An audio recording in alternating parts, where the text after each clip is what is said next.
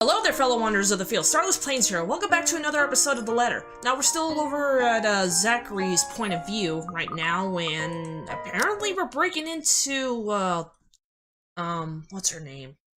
Crap. It's been a long time. It's been a while since I've actually played this game, and I think I'm in... What was her name? The Wright's mansion, yeah. Apparently I was having a bad idea to break into the Wright's mansion and trying to figure out what Hannah Wright was screaming all about. Probably because she saw that spirit and all, but alright, let's get going. Alright. As soon as I stepped into the parlor, all of it ceases. Well, I find no trace of the woman I heard crying like I'm expecting to. The room is still empty at this time of the morning, and I'm still left standing awkwardly in the middle of the hush. Maybe she just hid somewhere? Hello? Are you here? I heard someone earlier, and I'm here to help. Hoping for an answer, I let the question hang in the air. But several seconds merely go by without a word, or the slightest movement to indicate there is someone in there. Has been here. The stories I've heard, the things I've seen, takes effort to keep my brain from going into the line of thought. I'm not going to hurt you. If you're here, say something. Nothing. Am I just hearing things? No. I'm pretty sure I heard someone. But with no one responding, I can't help but feel silly like this. And the awareness that I've just trespassed a house for nothing because of some voice prickles at me. Suddenly, the silence feels uncomfortable, and the needling anxiety slowly creeps up my back. I should get out while I can. Ain't here, ain't there. I don't spare the room another glance when I walk back the way I came. Out into the window. Leave before someone else notices. I thought I heard a servant moving around here. Turns out it's just a rat scurrying about. Johann's. How unpleasant. My heart stopped. My heart shoots up into my throat. I can't run. The window was a few steps away. I should be able to escape. But instead, out of some foolish impulse, I turn around. Perhaps it's because the only impression that the guy left me in what few times we met is nothing but unsettling. This ain't what you think it is. You're quite the distance from the kitchen, I'm afraid. Perhaps I should lead you there. Someone's in here before me. I wasn't here for what you're thinking. There was sobbing and... Whoa! Is that Johann's that did that? Holy shit. The first blow knocks the wind out of me, sending me heaving and crumpling to my knees. Tears well up by my eyes as the pain swells when he twists my wrist behind my back. You've gotta listen to me. Then again, dirty thieves aren't welcome in my kitchen either. Well, this is not good. For a moment, there is only silence. A sudden piercing ache, this time at the back of my head. The room abruptly tilts on its axis, dimming. On the verge of unconsciousness, and I can only hear the scuffling of foot, the thud of the door being closed, and... a woman. Crying. Asking for help. I know no more.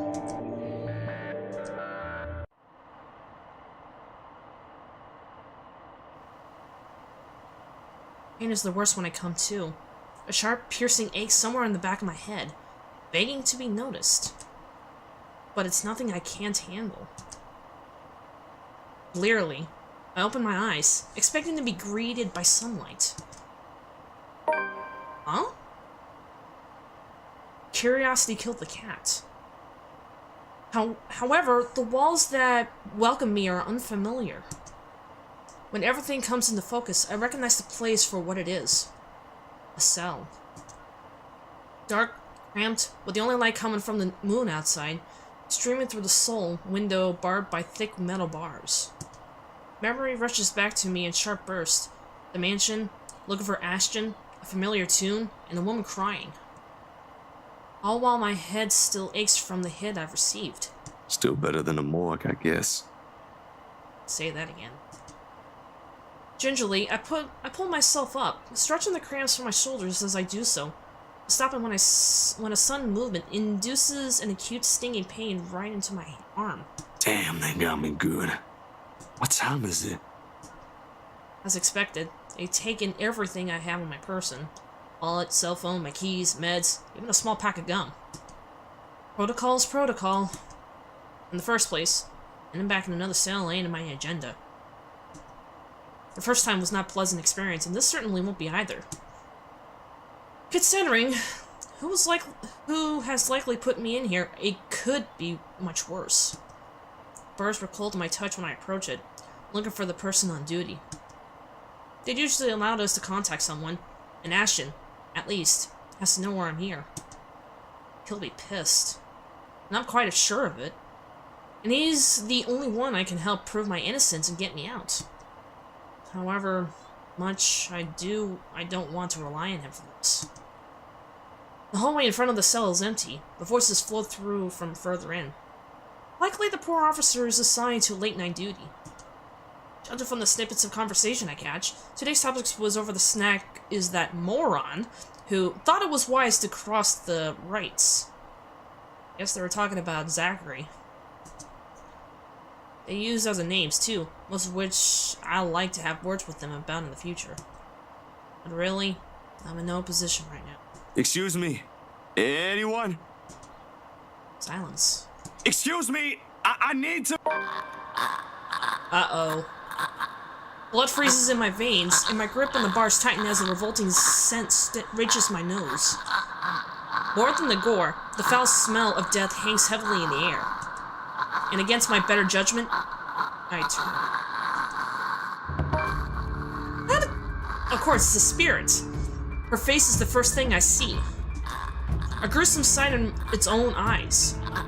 Eyes gleaming with nothing but malevolence. Blood oozing from the large puncture wound in her head. Puncture wound? Oh, mouth open wide in a voiceless scream. I clamp on the compulsion to retch.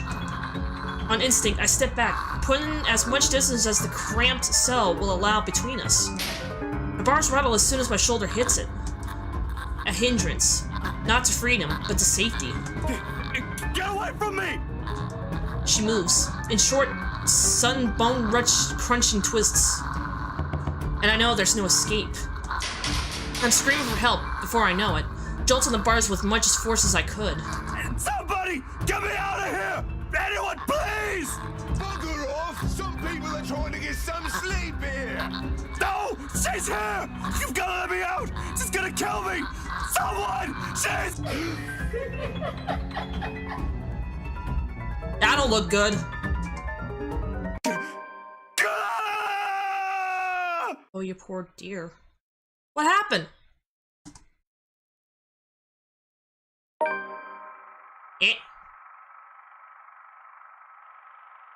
You've unlocked a memory fragment?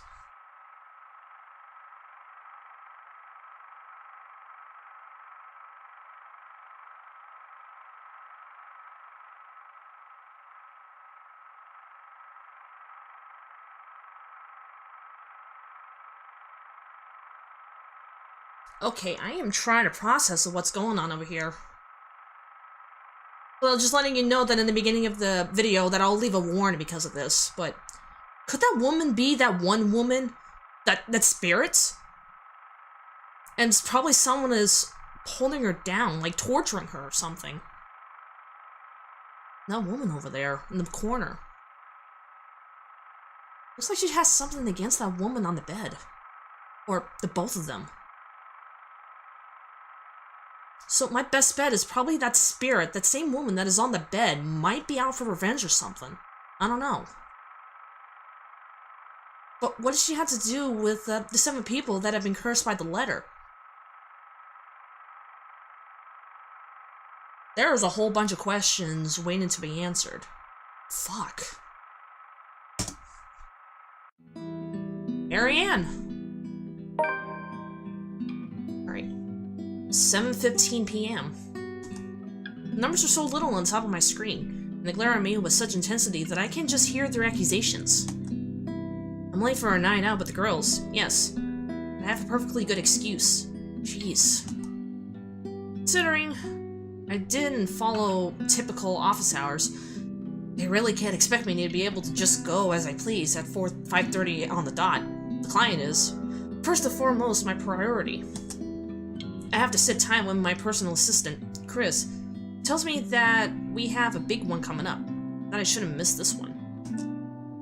There's a lot more who's who and what's what when it comes to these socialites, and I trust the judgment call. Alright, before I stop over here, I believe that, what I did with Zachary after he broke into, the Wright's place, I think I might have unlocked one of his bad endings, probably. I think. And if I did, holy fuck, I'm gonna feel bad for him if I were to see the ending parts at the end of this game. I really don't have time for rich people. Their drama and their politics. Those sort who were born with silver spoons in their mouth, and who were used to wagging their silver tongues out. Let him handle the negotiating with them for the most part. Why else would I have hired him?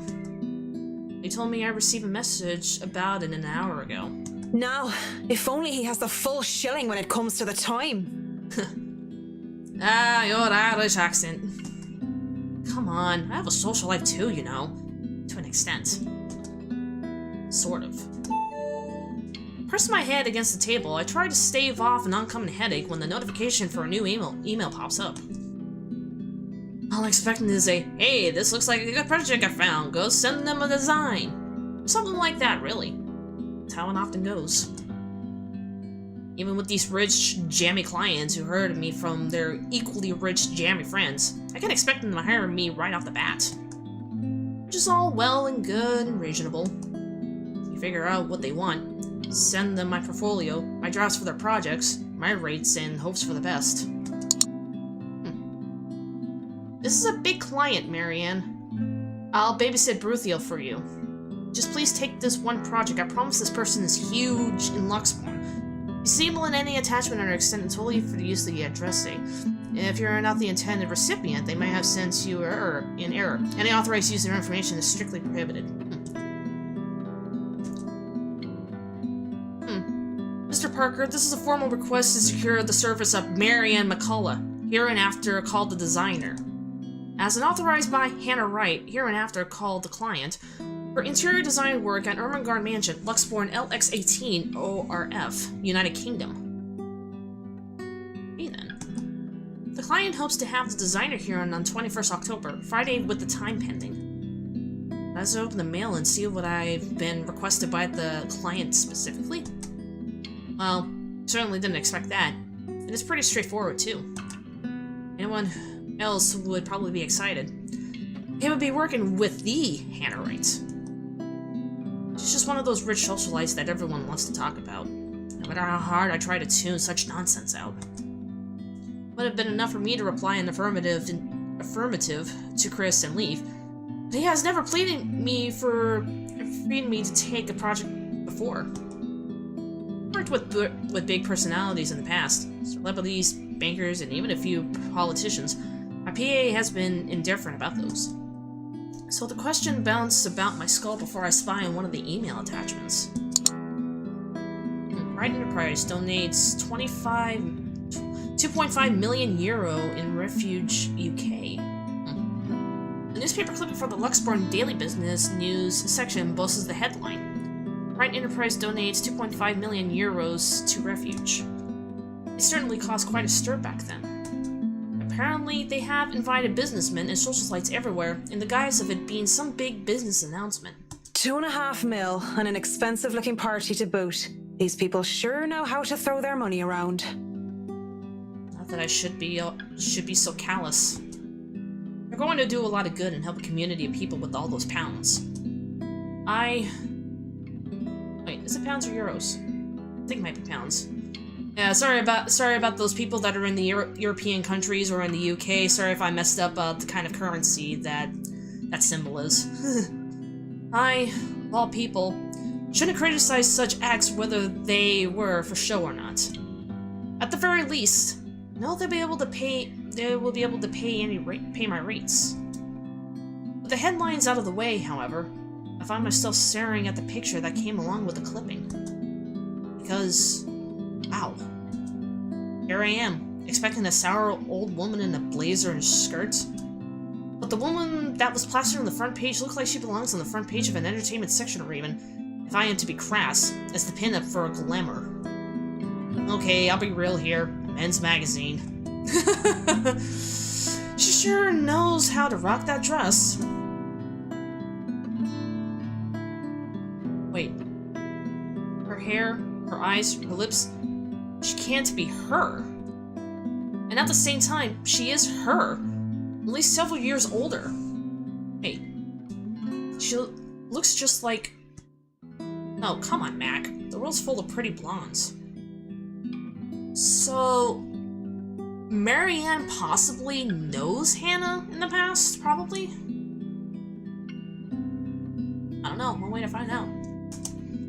It's just a coincidence. With a shake of my head, I snap out of it and reach for my phone and it buzzes, nearly falling off my chair in the process. Who else would be in the other line but the very people waiting for me? Oh, piss. I'm so sorry, Cam. I'm on my way. That's what I say. Yet, I still don't move from my chair, face flush and heart racing. I only stare until I can will myself to reply that, yes, I'm accepting that assignment. And it takes even more time for me to just close the image, shut down the computer, and leave. Even then, it's already burned an image into my head, no matter how much I wish it would just disappear. This makes me eager for the alcohol and the company. It makes me eager for anything that can help me forget. It's a good thing that the nearest pub is just a hop, skip, and a jump from here. The Galway Shawl, as it is called by those who frequented the place, is the only decent Irish pub in the country. You can pretty much tell that someone is new if they call it by official name, the Crawl Bar. My home away from home ever since I moved to Luxbourne. Well, that is when I'm not cooped up in the condo at work anyway. It has good alcohol, good company, and thank God, and Saint Celia. Sorry for those, Irish, good music. Proud favorites by the Boothy Noise, the High Wesleyan Men, and Second Fusion Orchestra are often played. Not to mention, singing. I love singing. Anyone could just break into a drinking song, and others in the pub were just wonderful that they start singing along. And doing so while intoxicated is the best of ways to go out about. Hey, it's a win-win as long as I don't puke in the middle of the chorus, and as long as I can get home in one piece at the end of the day. And tonight is karaoke night. What better time than to try to sing all my worries away?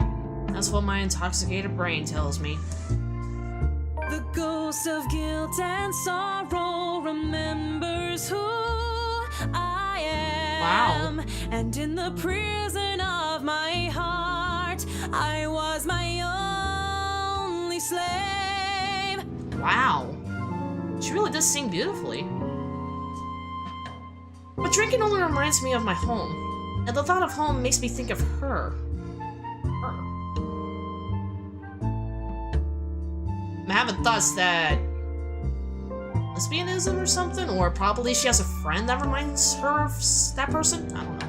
But in the depths of my cold soul, I'll leave the burden and despair. It makes me nauseous. It sickens me that the smallest reminder of her can cause me such grief. I'll fight for what's worth fighting for. Forget the fear, forget the rest. I wonder if there's a song like that. Of course, that might just be the booze.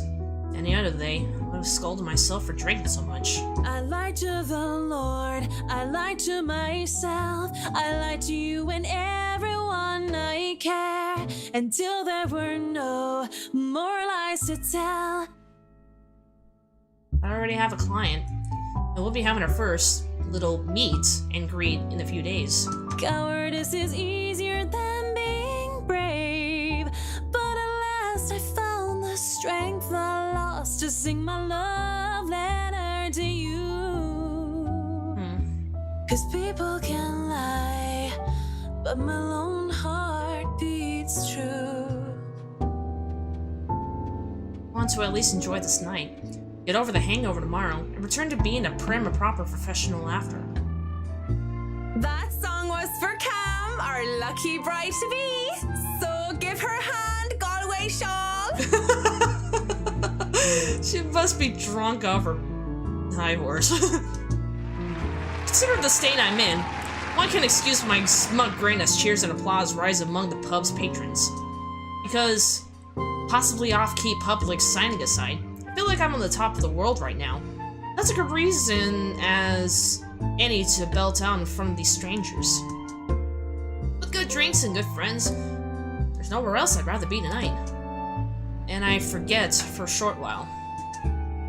And that song was brought to you by Marianne McCullough, everyone! A round of applause! Oh my god. That was so good. You rock, Marianne. Oh, please stop. You're just saying that.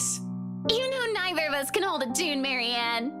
A toast to our shameless drunk singer. May your drinks forever flow and your notes be ever lovely. Oh goodness. If anyone deserves a toast tonight, that's Cam. Finally sealed the deal after 3 years, eh? Read 'em and wait, bitches. Oh my god, the fuck. Camilla's diamond engagement ring gleams as she stood up, holds it up for all the world to see. She has reasons to be proud. 3 years of living together, and her boyfriend finally asked her the big question. Obviously, she said yes. Don't get too attached to that ring or the one after, sweetie. I was wearing a wedding ring not so long ago, and look at where I am. But enough of me being a downer. Cheers to a happy engagement! Of course, if something like Haruna's divorce were to happen, I'd be there for Cam. Just as Cam has been there for me, acting more than just my yoga instructor, I can't be happier for my friend right now. Cheers! Cheers. Well, we both will be here for Cam, won't we? Haruna and I? Haruna, it's been a really bad year for her ever since her divorce.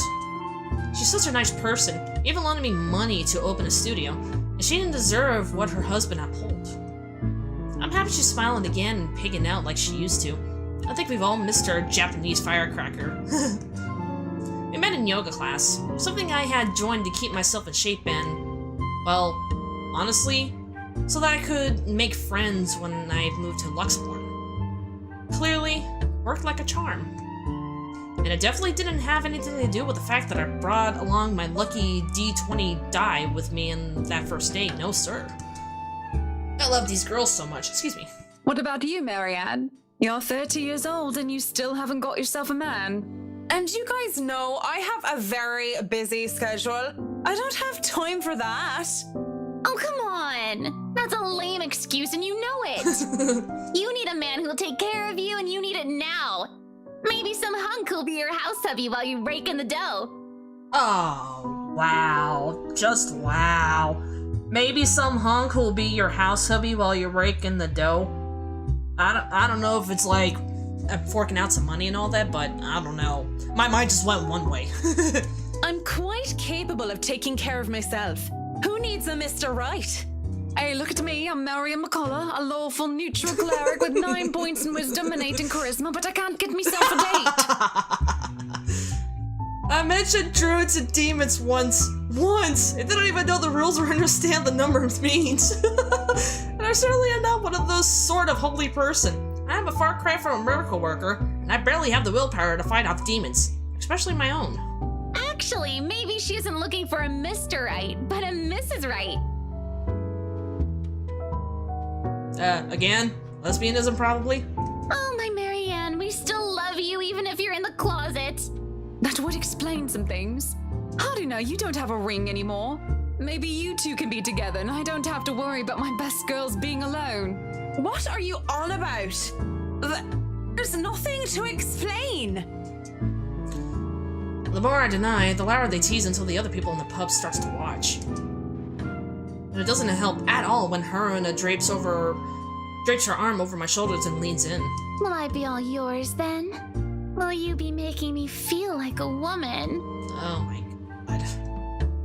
I know they're just kidding around, but this doesn't make me comfortable in the slightest. So when Camilla notices my silence and Haruna sees the expression on my face, they stop. And when the awkward air settles over us, the rest of the pub goes back to whatever they were doing before the whole thing ever happened. They probably don't even remember when they wake up in the massive hangovers anyway. Sorry. Me too. Hey, no hard feelings, right? I raise my glass. They smile. We drink. There's no need to say more. We're all definitely far too drunk tonight. Eventually, the fun times end. It's a weekday after all. And with Haruna being a nurse, she still has to get ready for her next shift. Cam also has 11 fiancés waiting for her at home. It really doesn't have to make a fuss about having left some buns on the oven when she took off already. Really, I understand. I was the one who insisted, who was determined to get pissed drunk anyway. Moving to the bar, I sit. Alone at last. Alone with a stranger. Zach, right? I haven't seen him before. Obviously not a regular. He hasn't said a word and just sits here, savoring his drink. Okay.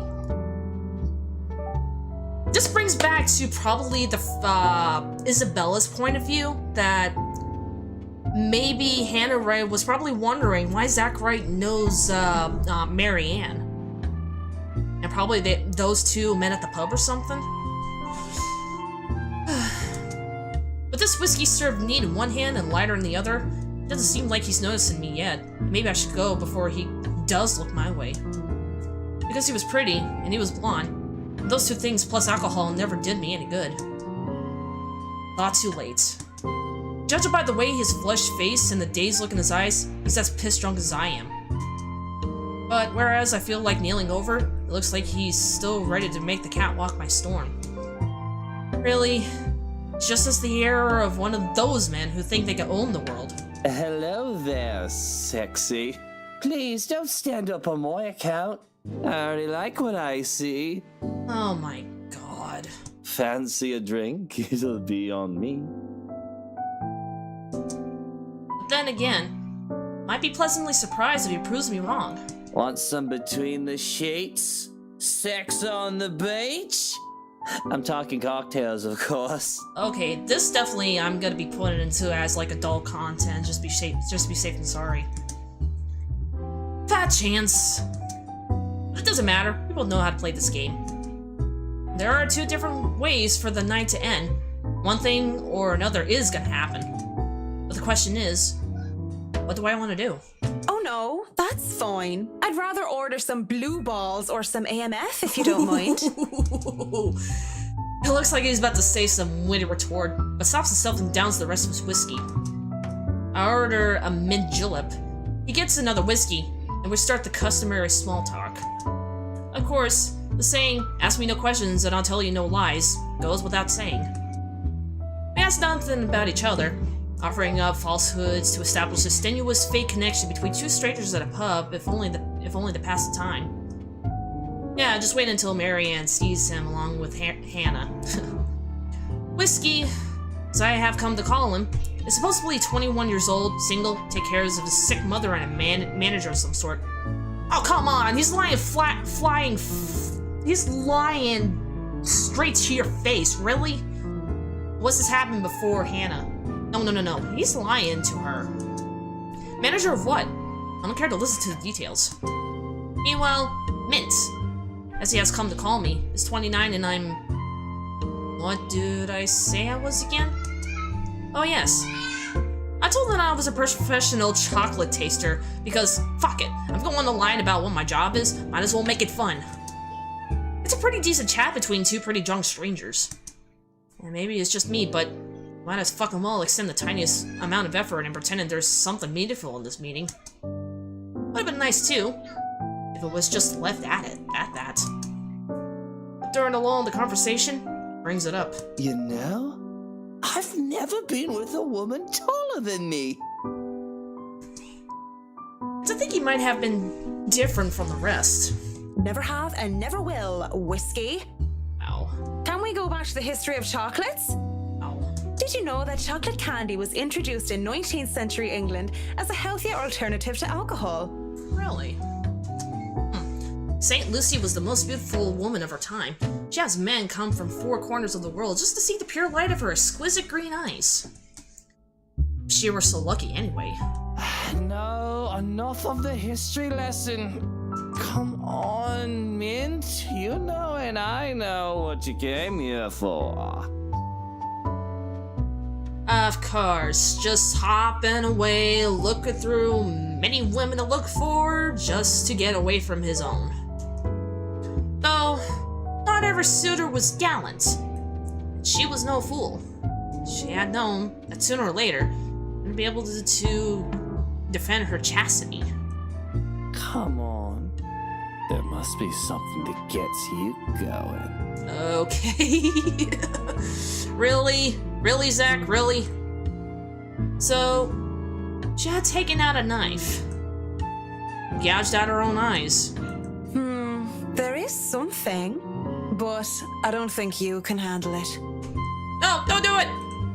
Impressed with her devotion, God restored her eyes and made them more beautiful than before. He has a peculiar sense of humor, hasn't he? Because that only meant suitors kept going after Lucy, and she kept her eyes in a chalice to scare them away. Oh, I'm pretty sure I can handle whatever it is.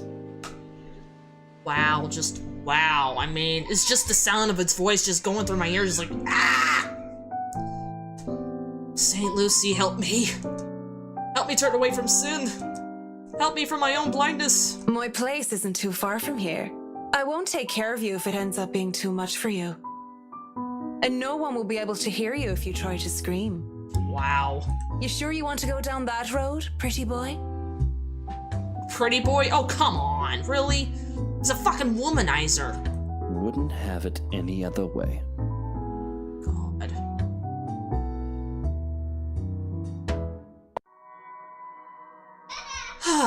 Okay, so let me check out the relationships first. Oh, alright, Zachary. Wonder what's happened to him. Hope he's not killed or anything. Alright, so let's check out relationships with Marianne right over here. Anna's up there. Everything. Isabella is like down there, almost halfway. And let's see about the journal. Alright, October 18th. People from the Wrights came requesting Marianne McCullough's expertise for her home. What seemed like an innocent commission make a different impact on the famous designer after seeing a picture of the Wrights' missus. Marianne went to the Crawl Bar, also the Galloway Shawl, by its patrons. For 9 of her close friends, Cam and Hannah. When they left, Marianne was seen with a stranger whom she only referred to as Whiskey, a term she had called Mint. Well then. Alright. Man, I got a lot of entries. Alright. Disappointed because he was able to accomplish his mission with Hannah and Zachary when his friends. Father Norman for advice. However, in an unexpected turn of events, the priestess vehemently pushed Zach away, yelling curses and calling him a demon. It's because of the fucking soul that has been harboring right behind his back. Right. Alright. Zachary's nightmares became worse with each passing day. To help clear his mind of the unwanted images, Zach took a visit to the park. There were Kylie Suarez, a precious young girl studying at St. Goretti. Upon returning to his apartment, Zachary is greeted by Ashton and Isabella. Now suspicious of what is happening, Ashton informs Zach that he and Isabella will try to get the bottom of this. He also warns Zach to be careful. A terrified Zachary went looking for Ashton in the Ermengarde mansion, but to no avail. He also tried to warn Luke Wright about the spirit supposedly living in the house, but was simply turned away. After hearing a crying woman, Zachary sneaked into the mansion, but was unfortunately spotted by the Wright's butler. Zachary finally regained consciousness after being knocked out. He found himself locked in the precinct. The young woman gave him a little visit. I would really hate how his ending is gonna end. Again, alright. July 14th, Cancer, 30 years old, 5'11". She's tall. Interior design, Irish. Roman Catholic, Bachelor of Arts in Architecture. Nice. Left in the dumpster as a baby, she was found by peddler and spent most of her childhood roaming the countryside in a beat-up van. Her father taught her how to read, write, and pray. On an unconventional life, it was all she knew.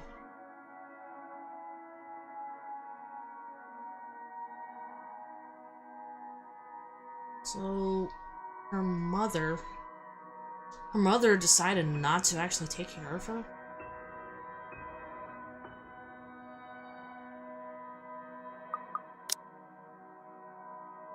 Damn. Never knew her, huh? Oh, I don't... Oh, I don't know how that happened. Alright, so... Oh. Never expected her to actually be born like that and being dropped like that. Damn. Alright. Moving on. Best thing about having a condo so close to the pub is the ease of access. As long as I can still stand and walk, I can make it home. Maybe I needed help from a kind neighbor or two to help me with the last leg. If I really gone overboard on the alcohol. I always made it home. Sometimes a company. Of course, that always comes with complications, especially with the real clingy ones. It isn't anything a good tip about stalkers to the building security can fix. Always nervous though, even it is the first time I've done this. And the first few minutes when we enter my room were the first few agonizing minutes where I try not to panic. Okay, Mac, so far so good. Don't let him smell your fear under all that liquid courage. He'll leave sooner or later, I'll never have to see him again, just like every other man before him. I like to say that to myself that the men I've brought to my place were more scared than I was. So sometimes she would bring men over to her place? Yet there was no fear when I look into Whiskey's eyes, only delight. When he starts touching me, I don't even hesitate when I push him against the door. Roughness is to be expected. And as long as he sticks into the script, everything will go smoothly. We'll have our little tumble on the sheets, he'll leave, forget about it. Someone asked what I really wanted, but I told him that I wanted a bed of roses, chocolate and music. Maybe in an Irish castle. All I really wanted was her. That's never going to be a reality. Like I said, lesbianism. She must be trying to get over probably a breakup or something? Or maybe something happened to whatever her is? That was my fault, of course. Because I was afraid. Because I was a coward. I could never hold a candle up to her. She was the light of my life. And I had to let her go. I can't even be bothered at the thought of her. Just the single thought of her makes my resolve to see this affair through waver. Wait. Oh man, that made me jolt up a bit. What is it now? Yes, what is it now? What's it going to be, Marianne? To sex or not to sex? How about this? This is wrong! We're both drunk. And? This is wrong. Don't you think it's a bit fucked up that we're about to have sex and we're just calling each other by the drinks that we had? How messed up are we? Doll, shut up with the ethics and morality talk. It is seriously putting me out of the mood. How about this? Fuck you, Zach. If you want to leave now, Whiskey, I understand. I mean, with how smashed you are, it'd probably be best for you to sleep the night unless you want to be mugged. But I won't stop you. And this isn't going to happen. Bloody hell. Clock blocked! Cock blocked! Serves you right. Of course, he's annoyed at me for putting off our night at sexual congress. But no means no. And beyond spewing a few profanities under his breath, he surprisingly simmers down soon enough. I was worried for a moment that he might try to force something. Instead, he makes a show of fixing his suit and smoothing down his hair, before making us comfortable in the nearest seat he could find. What are you doing then? You have a guest in your home. Put the damn kettle on. Dandelion tea if you have it. But I suppose all you have are those shitty tea bags from the store. Oh, fucking, shut up, you shut up, you fucking pompous ass bitch. If it isn't for the absurdity of this turn of events, I would have flipped if I would have flipped him off for thinking I have no taste, which I already did just a few seconds ago. But in the end, I just laughed. All I got are cans of Korean ginseng and lemon balm through, though. No dandelion. Without a second thought, I do wet the tea. That's 3 minutes to get the kettle to a boil. 3 minutes where they say nothing to each other. I mean, what do we even say to the guy I was going to sleep with until I changed my mind? I doubt he's in the mood to talk about the influence that Troy is on Mallory. It's still unusual by the time we're both seated on my bed. Still mugs of tea in the hand. Just so you know, whatever is going on right now is a lot stranger and fucked up than the one night stand. Fucking nightstands are so stupid. We are two messed up individuals by your logic. Everything is messed up, if you ask me. War, terrorism, famine, poverty, loved ones and loved lost. Oh, Of course, the world's a fucked up place as we know it. this whole world is a cesspool. I agree. The dead air is telling when it fills the room once more. One would think that this is the perfect time to burst. Spill out whatever issues that made us the fucked up person that we are today. And it is. But I guess, some part of me would rather not put the weight of my problems on somebody else's shoulder. It would be fair to leave that to a person. And I guess I wouldn't even know if we'll ever see each other again. Sooner, rather than later, both pass out on my bed.